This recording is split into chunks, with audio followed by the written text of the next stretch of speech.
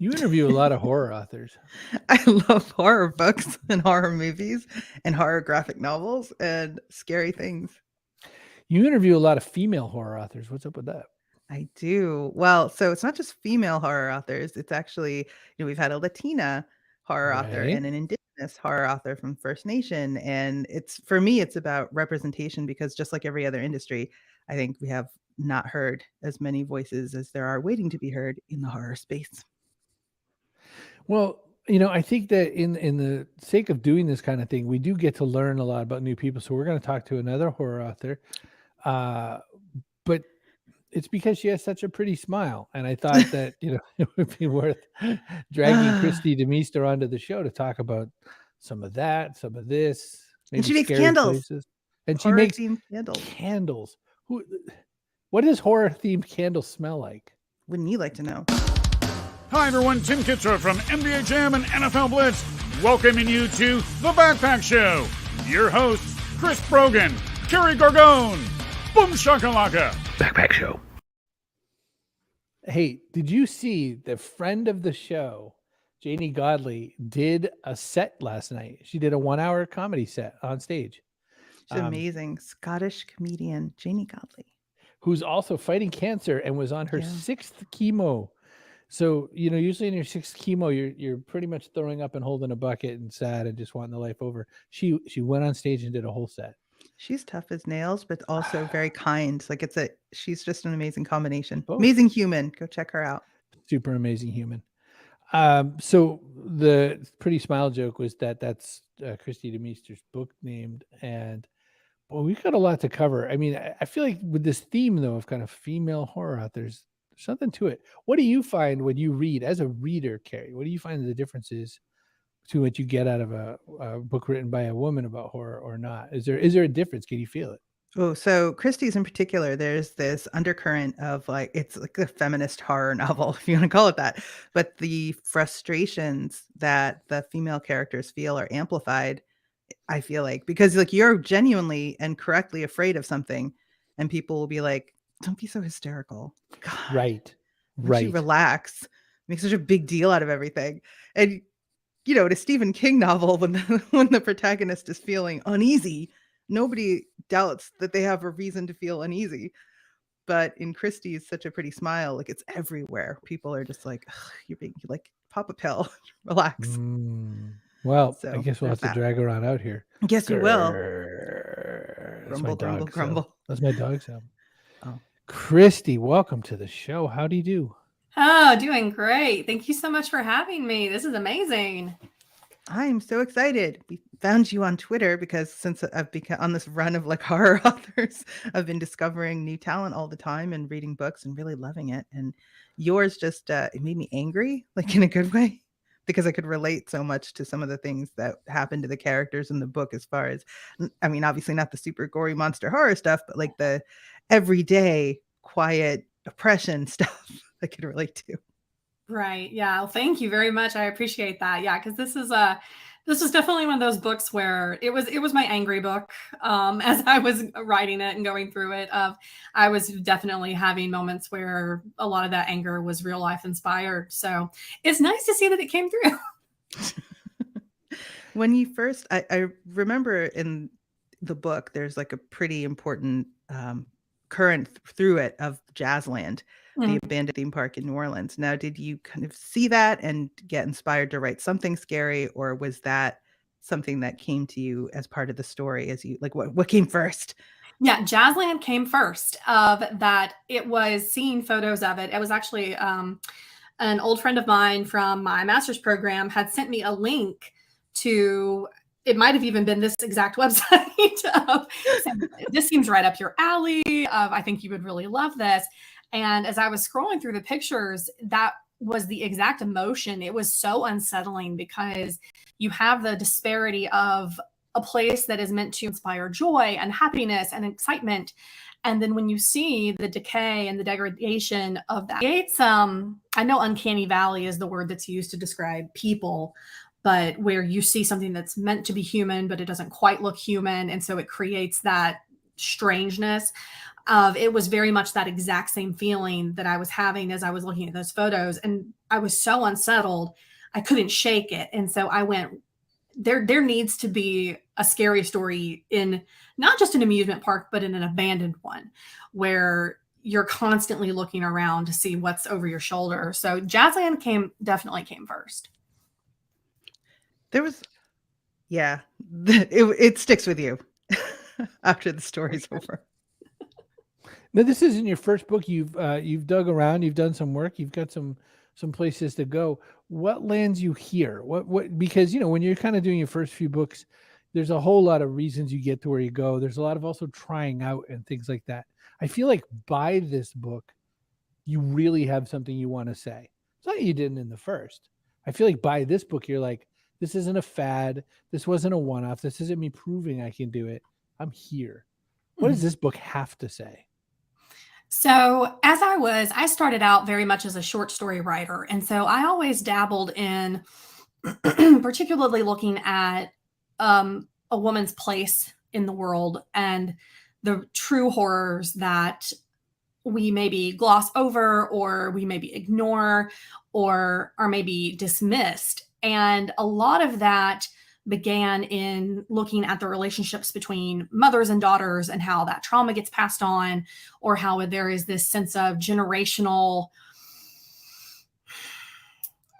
maybe fear that gets passed between them. And so in exploring that through short stories, I got further and further into not just recognizing it, but seeing it play out in the actual horror field. And in putting out more and more work, having comments made to me that were just rage inducing or seeing disparity. And so the further along that I got and the more that I saw, not just in my own experience, but in fellow women horror writers' experiences and hearing what they had to say, so that as I started to write this book, it just started to naturally come out of that. If I really want to look at, because at the core of Such a Pretty Smile, it's really a story about mothers and daughters and how we have these great fears and we don't want our daughters to be who we were. And then somehow inevitably we pass those things on to them because we're so needing to feel that sense of protection. And that anger just naturally started to come through because of those experiences. And so it was, I hate to say that it was a natural process of getting there, because how awful to say, oh, hey, I had these crappy experiences and it naturally led me there. But that's exactly what happened. One thing I'm thinking about a lot is in horror, especially I was thinking about the fact that, all the male generated horror, it's a lot about strength and weakness. Right. It's a lot about, the women are there to be weak and to scream. And especially, all the 80s horror movies. I mean, it was all, attractive girl gets killed by the side of the beach or whatever. And the fellas were be the ones that solved it. Although a lot of times they'd let a woman win. Mm-hmm. So they let her live. That one of them can live. Right. Some could if live. She didn't drink or smoke or have sex. Right. She could live. No sex. She had to be pure. Caroline and Lila have a really complicated relationship, and at some points one feels the strong person, one she doesn't, and in there's that sort of question of, can they both be strong? Are they all going to be strong? Does that detract from this? Does this, were you balancing this and weighing this as you're saying this is, horror genre, but done your way? Yes, and so it is. I wanted them to have strength in that they were recognizing these things that were happening, but maybe felt as if, and you particularly see that with Caroline in her earlier chapters, that she sees what's happening around her. She's coming to terms with it and she's understanding it, but that her strength in recognizing it isn't being fully realized or activated because she has these outside forces putting limitations on it. And then that Lila's strength is in, she kind of goes the opposite way where she clams completely up because she doesn't want to become what her mother is. And so Lila's strength is also in that recognition, but that she is ultimately able to not just recognize it, but overcome it by the time not to spoil anything, but by the time you reach the end of the book, that she's able to see and choose, make that choice to fight back. But it certainly was. I didn't want them to come off as weak, but I wanted there to be an awareness that there were these outside forces that were placing limitations, and that those limitations are very much what you're taught to listen to and taught to obey. I think, especially as a, good Southern girl, to be a lady, whatever the hell that means, but that they feel those acutely. So for people who haven't read the book, it follows the journey, two journeys, mother and daughter, set about 15 years apart. And Correct. bad things are happening to young women, young girls, as like on the cusp of womanhood. So there's this whole thing that goes through that. How different is it you're writing in two different places, two different timelines, to write the same story, like from that different a perspective in the same book? That was tricky. It was very much, I felt like sometimes I couldn't do it in order. I would have to spend a large amount of time within Caroline's point of view in that one time period before I could let myself go back to Lila. And here's a tidbit. Lila did not exist for the first 3 drafts of this book. Lila came in significantly later, after a conversation with an agent where she had mentioned there needs to be something balancing Caroline and pushing her forward. There needs to be a character that spurs Caroline to action. And so Lila did not exist until that point. And then as I was exploring those options and weighing out what the agent had told me, I realized that if Caroline has a significant emotional amount of baggage with her mother, we need to carry that line forward. And so Lila was born that way. And so when I started to write Lila, I really wrote Lila's perspective almost all at once, and was able to be inside of that, and then was able to go back in and weave that with Caroline as I was updating the manuscript. But it very much helped to have them separate at first before trying to pull them together. That's Leslie interesting wants to read hear. this one. Yeah, that's interesting to hear, because Lila, I mean, probably because of this, comes off as a very fully developed character, which she probably, well, let's not say probably, that assumes so much, but a lot of times, like in superhero tropes and things like that, Batman has Robin just so that people can kidnap Robin, and Superman has Lois because Superman is completely invulnerable, but every bad guy in the world knows to go grab Lois and dangle her off a building, which doesn't make great for Lois, right? So like everyone who ever wrote that character had to be like, oh, I have to make her tough because, she's just such a disservice to fiction. Mm-hmm. And so Lila couldn't be that. Now, one thing I read in in one of the reviews somewhere was the phrase "deliciously evil," talking about Lila, and about her finding her voice and whatnot. Where did they get that?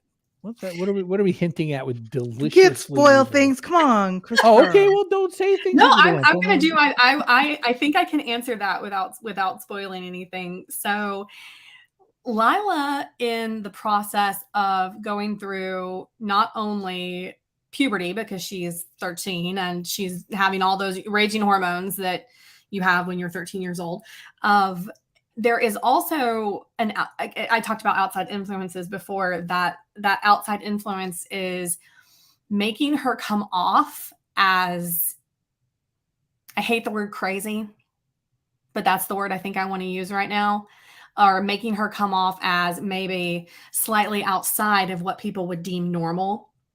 And there's a purpose for that. But when I gave those scenes to Lila, and if you have read the book, specifically the movie theater scene with Macy, the world's worst best friend, but I wanted that almost full encapsulation of the id brought to life. Everything that Lila has buried, everything that Lila has ever thought or wanted to say, but felt that she couldn't, for fear of judgment, for fear of rejection or isolation or abandonment or whatever it is, that she has this moment where she can really let loose. And not just in a way where I'm going to own my truth and say what I need to say, but viciously, with the intent to hurt and cut, because she's never had the chance to do that.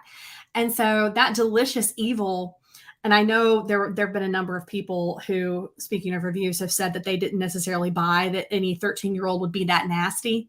And I went, boy, you didn't meet me when I was 13 because I was a nasty.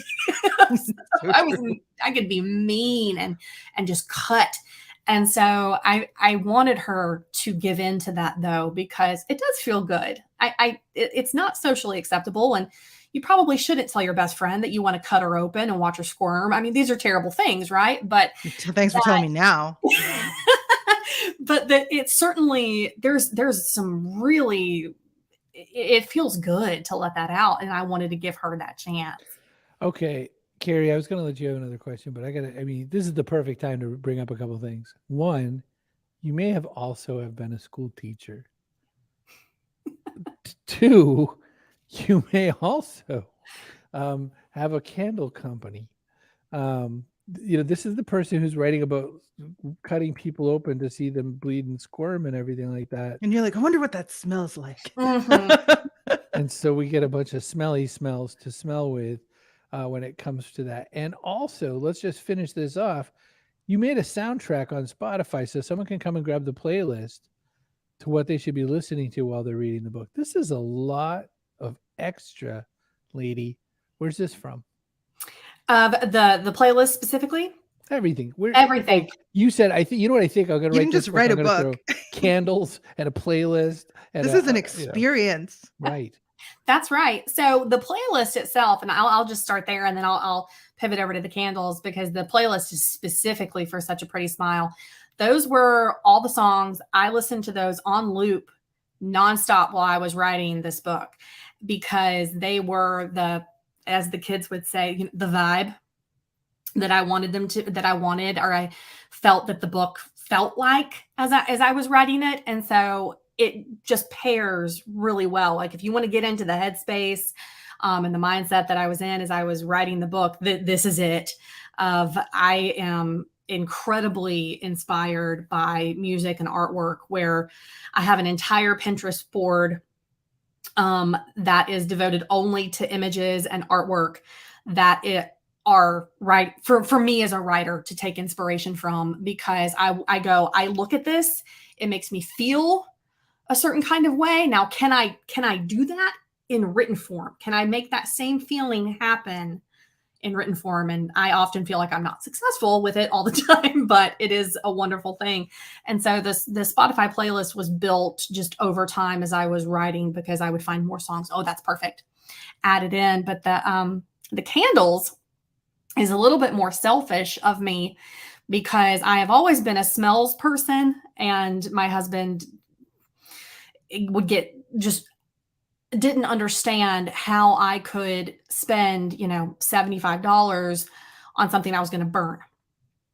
And I went, you don't understand. If I pay less than that, the candle isn't going to have the throw or the scent that I want. It's going to burn too quickly. I have to pay this much to get the really good quality. And then over time, I went, he might be right. I am just lighting my money on fire. I'm going to learn how to do this myself. And so after about a year of terribly failed experiments and some things that smelled awful, I finally landed on the exact ratio of wax to scent, and the correct wick type, and the right container, and said, I'm going to start doing this on my own. And the very first candle that I ever made that I really loved actually became the first candle in the line. It's for Halloween. It's called Michael Comes Home. And I was burning it, and someone came in. Unfortunately, it's not in the shop right now because it's a fall candle, but it's hands down my favorite of every candle that I've ever made. But it's what fall should smell like. It's not pumpkin, it's not sweet, but it has hints of like chrysanthemum and apple and smoke and wood. And so someone came into my house and said, that smells, oh, what does that smell? It smells like Halloween. And I know they meant the holiday. I heard the movie and I went, I have to do this now. It became a compulsion. I've got to do this now. And so the next candle, we love a pun in my house, hence the name of the company, Scent from Hell. So the next candle that I came up with was inspired by What We Do in the Shadows, which is one of my favorite comedic horror movies / shows of all time. And I said, I love a thyme scent, and it's great for the kitchen. I love that lemony herbal smell. And I said, I have to do a yes nighttime from when he opens up the curtains and realizes that it's nighttime. I have to do yes nighttime, but THYME. And so it just took off from there. And I, since then, have just had the most fun trying to pair a smell with a film or a horror novel or a character. Now, Quick Kristi, question you are. there. Yeah, you go ahead. You ask your candle question. Quick question there. Original or modern, What We Do in the Shadows?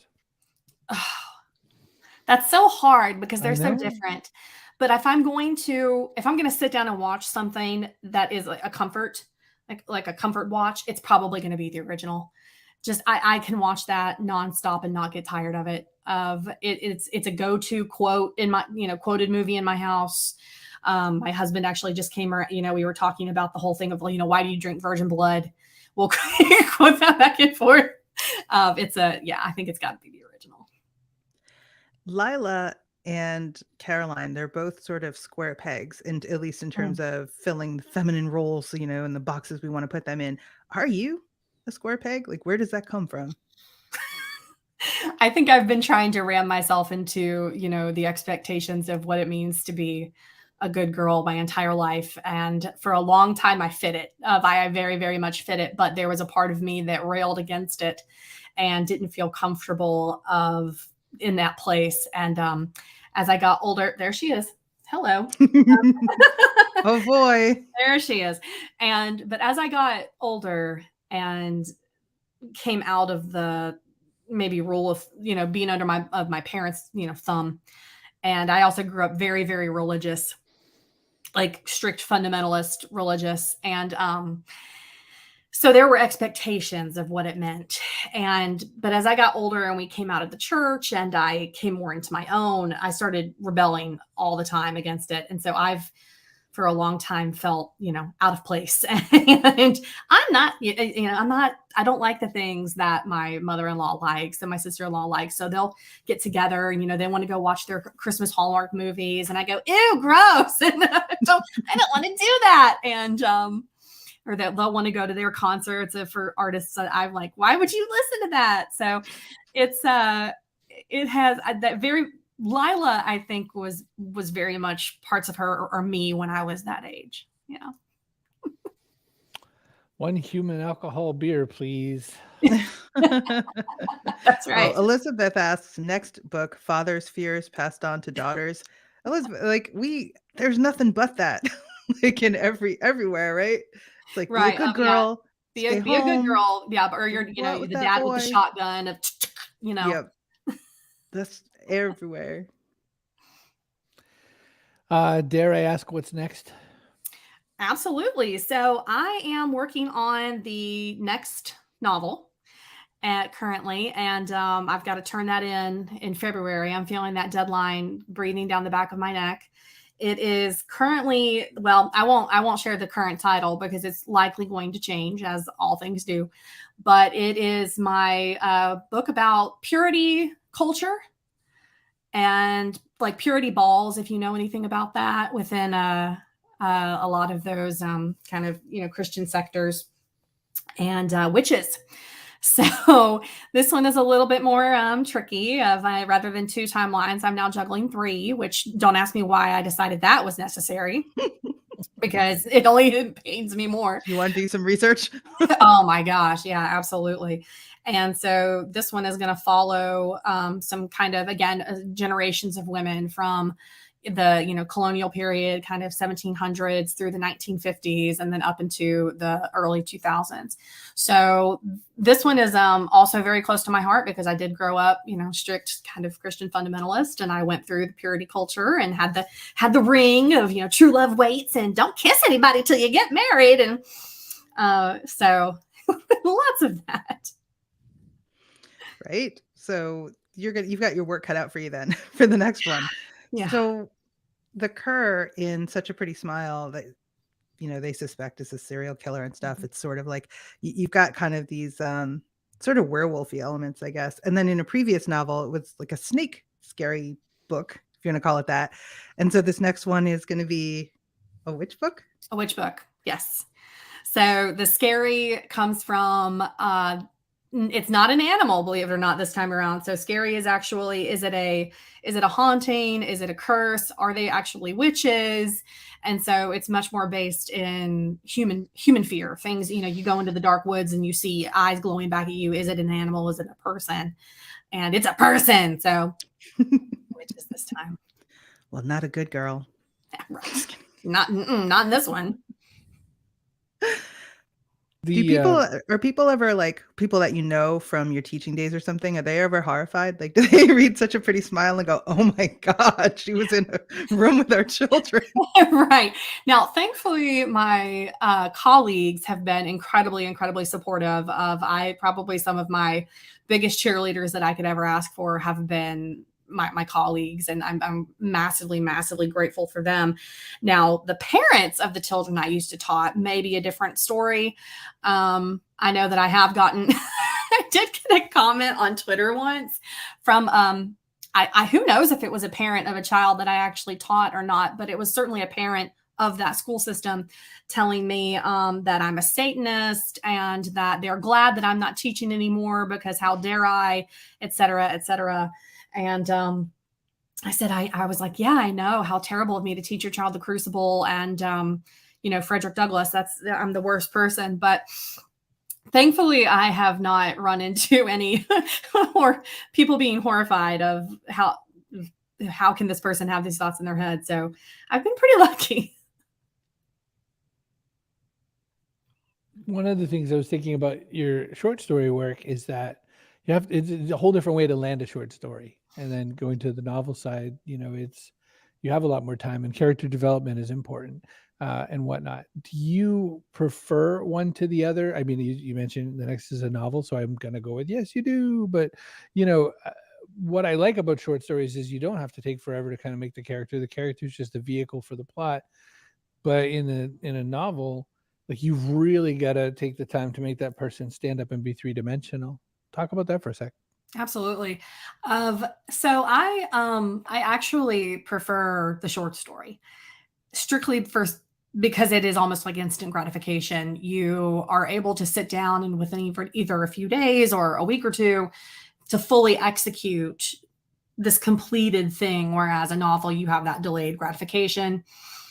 That's again, selfish on my part. But the other thing that I really enjoy about writing short stories over novels is I am very much a pantser when it comes to writing, meaning I don't like to plot necessarily or outline, where with novels, I recognize that's very necessary for me now I have to do an outline just because there's too much intricacy. There's too many loose threads that have to be pulled together by the end of it. And so I have to outline, even though I hate it when I write novels. But the thing that I really love about short stories is I feel that readers of short stories are more freely willing to suspend disbelief and just go on the journey with you. They are less likely to feel like things need to be explained really well, or that every, loose end needs to be tied up in a neat little bow by the end, because that it's like a quick roller coaster ride. I'm going to go through it. I'm going to enjoy it for what it is. And then it's over. Whereas with a novel, I feel like you have a lot more time to have to really explain, okay, here's where the monster is from and why he's doing what he's doing. And this is what the rules of the world are. And with short story, you can really play a lot more than in a novel. And that's always more fun to be able to kind of go as crazy as you want to go without anyone over your shoulder going, no, you have to explain it. You're a pantser. Oh, yeah. And I love that word too, right? It sounds so dirty. I thought, pantser. But, in the immortal words of William Corrigan, with a short story, you could just say, want to go for a ride, and that would get you there. All right. So we have to do ads because I forgot to do ads earlier. So I'm going to do the fastest ad read I've done yet to date on the Backpack Show. Hey, want a podcast? Get one. Castos.com. Want a show like this on the .online domain? Get one. See brogan.me/online. All caps. Use the code Chris, all caps. Hey, yeah, that. Hey, want a video show? StreamYard. See brogan.me/StreamYard. Wah. Hey, do you like search engines? I mean, who doesn't? How about trying one that's not Google? Presearch.com. You can use the tokens to do cool things. That's it. Did you get it? You got it. Nice. Done. We're at that part of the show where we get to do a couple things. One is we get to.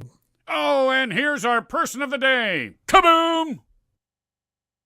Leslie, who still works in the school system, was thinking a lot about, how Kristi was what she was and did what she did and how she would fit in. And obviously, one of her points was she said, they've clearly not been in any middle schools lately if they have the opinion that a 13-year-old won't act like that.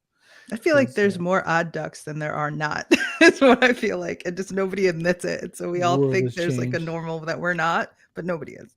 No. So Leslie, you are our person of the day, and that's awesome. Kristi DeMeester, we're going to ask you the question we've asked every single guest who's ever been on the Backpack Show, which is what goes in your backpack. This could be something physical, like sharp teeth. It could be something metaphorical, like a sense of dread and foreboding. Kerry, what's something good and physical you could throw into a backpack? Ooh, extra set of teeth for sure. Or a book that you hate, because eventually, if it's the only book you've got to read, you'll read it and learn something new from it. Super. Kerry, Thanks, what's Whiskey something Nate. metaphorical you can throw in? Oh, kindness. Ariel Helvetica, burlesque performer, put kindness in the backpack. I think you're right. Leslie says, I'm getting her book instead of an apple, though. Oh, sorry. That's a good call. I love the audiobook if you're into that kind of thing. That was really fun listen. Kristi DeMeester, what's going to go in your backpack? So I'm going metaphorical because I was specifically thinking about writing and particularly what keeps you going. Because if I think about success, right, that's so broad and I've had these markers of success my entire writing career of, if I can just get this, I'll be a real writer. If I can just get here, I'll be happy. And I've gotten those, and then I go, okay, what's the next thing? And so there's this ever expanding ladder that I never feel like I'm quite reaching the top of. And so I thought, okay, what is going to keep me going up the ladder? And the only thing that has kept me going this entire time of put your butt in the chair. I know that you think that it's going to be a tough day. I know that you think you're not going to get the words out. What's the thing that makes me come back and put my butt in the chair? And it is community. If I did not have my people, if I did not have my writer people, my writing community around me, I would have probably quit about 5 years ago. And so when I say community, what I mean is not just the people who are going to cheer you on or, pet you on the head and tell you what a pretty little kitty you are. And, oh, I love everything you've ever done. But people who genuinely are going to read your work and offer you feedback that is constructive, but also kind. And that goes back to that kindness, right? Because everybody can be, a jerk and tell you they don't like something and have a reason why. But I have been so lucky to have beta readers who are phenomenal. So I know like Stephen King and On Writing, he talks about, the ideal reader, right? You're writing for your ideal reader, who that person is. And I think that that's so important to not only identify, but have that person to say, I know that as I'm writing this, and shout out to Damien Angelica Walters, that's my girl, Damien's really going to like this part. Or if I don't put my butt in the chair today and I email Damien and tell her that I didn't, she's going to be like, yeah, it's okay. But we're going to get back to it and it's going to be fine. And so I've been not only lucky enough to have her, but a number of people throughout my career who are my, you check in with them on Twitter, or they're going to be the ones to offer you encouragement. They're going to be the ones to tell you, hey, I felt the exact same way, and this is what helped me get through it. And so it's so, so helpful to have not just the people who are in the trenches with you, but the people who are slightly ahead of you as well, to say, yeah, that's normal to feel that way. Yes, that's exactly how these things happen. Because for as transparent as writing seems to be, it's kind of not. at least on the publishing end, where these business questions, people don't talk about these things, where you don't have anyone laying out, okay, here's what happens after you get an agent. Here's what happens as you are developing, as you're, working with your publisher for the first time. Here's how this contract is going to, mess you up if you don't look at it just right. We don't talk about it. And so to have those people who were slightly ahead of me say, oh no, this is totally normal. This is exactly how it's going to go. And this is how you're going to feel. And it's fine to feel that way. I cannot stress enough how important that has been for me in terms of keeping on, because Someday that's the someday success. we'll have you back to talk about how different the experience is for a female horror writer than for a male horror writer. Someday, not today, but boy, that's a whole other, that's a whole other can of worms. We need like a panel for that. Oh yeah, golly, that's the most cat we've had in a show for a long time. She's a good girl. Whoop, whoop, whoop. Feline invasion. I repeat, we have a feline invasion. Chris, hold very still. Do not turn your head. For the love of Pete, don't turn your head. Oh, the humanity. That one kind of looked like yours. So what goes in your backpack? Community. Okay. I don't know how I lost that, but yeah. Okay. Smart Alec. I had a moment where I went, did I have an aneurysm? Maybe I didn't say it. No, it just like you went, and I was like, okay. If you plant cool. enough ideas in Kristi's head right now, maybe your grandmother could make it into the next book as a character. I was thinking about the fact that, I was looking at the playlist and I was looking through which songs my grandmother, like, she really liked Tori Amos. So Precious Things would be a big win for her because, she liked that whole, with the 9 Inch Nails. She would sing that part, and then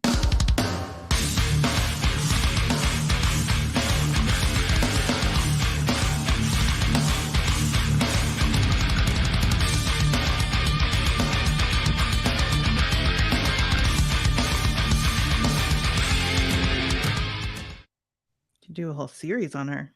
every night.